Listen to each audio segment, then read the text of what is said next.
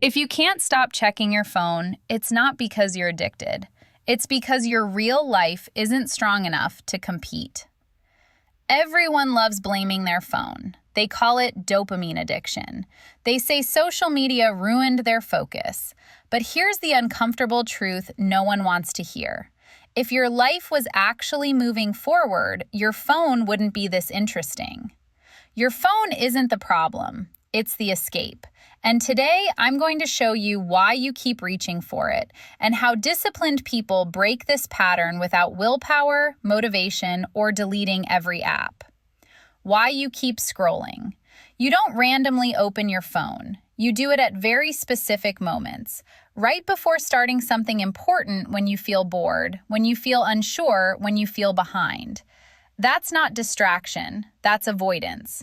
Your phone gives you instant relief, instant stimulation, zero risk. Real work gives you uncertainty, delayed reward, the possibility of failure.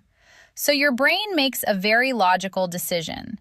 Why face discomfort when I can feel good right now? This has nothing to do with discipline. It's about emotional safety. Scrolling is your nervous system choosing comfort over growth. Why willpower never works. Most advice tells you to limit screen time, use app blockers, just focus harder.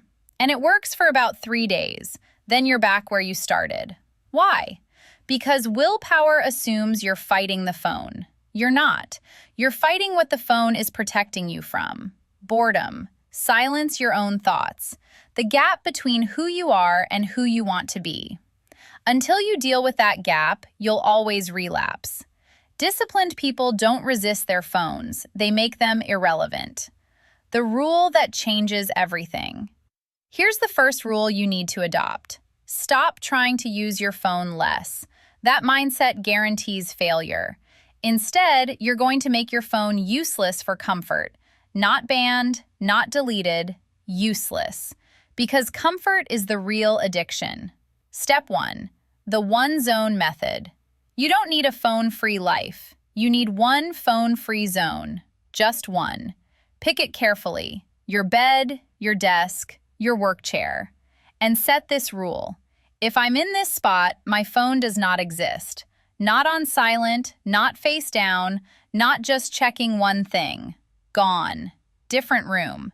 This works because your brain learns through location-based conditioning. Over time, bed equals rest, desk equals work, phone equals elsewhere. No willpower required. Step 2. Using boredom as a weapon. This is where most people quit and where disciplined people win. When you remove your phone, your brain panics. It will tell you, this is unbearable, just one scroll. You'll start after 5 minutes. Do not negotiate. Instead, do this. Sit where your work is. Do absolutely nothing if you don't feel like working. No music, no background noise, no replacements. Just boredom. Your brain hates boredom more than it hates work. And eventually, it will choose the only escape left, the task you've been avoiding. This isn't motivation. This is psychological pressure, and it works. Step 3. The default action rule. Right now, when you feel uncomfortable, your default action is grab your phone. You need to replace that reflex. Choose one default action. Open your laptop, open a notebook, write one sentence, read one page. When the urge hits, you don't think, you don't negotiate, you do the default. Not because it's productive, but because it interrupts the habit loop. Discipline isn't intensity, it's automation. Step 4. Make distraction expensive. At the moment, distraction costs you nothing. Change that. Phone stays in another room, notifications off, silent mode, no visual access. You're not forbidding the phone, you're adding friction. And friction changes behavior faster than motivation ever will. Here's the part most people avoid. If you constantly escape into your phone, it's often because you don't know what you're building, or you're afraid you'll fail if you try. Clarity kills distraction.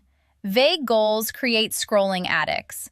When you know exactly what you're working toward, your phone loses its grip.